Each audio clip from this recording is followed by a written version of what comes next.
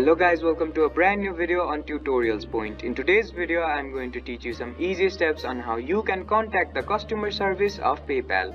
Before we start the video, don't forget to like, share and subscribe to the channel for more such useful tutorials.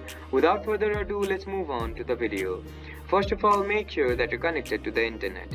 Once you make sure that you're connected to the internet, open up a web browser.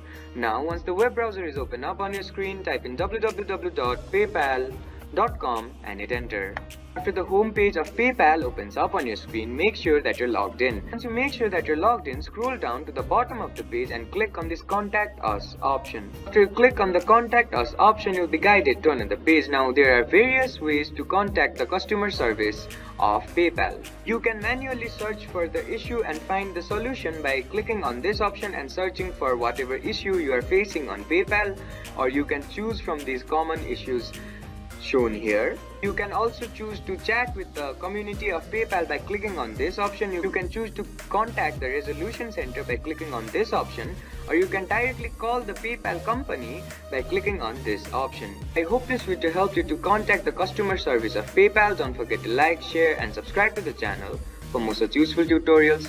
Thank you for watching.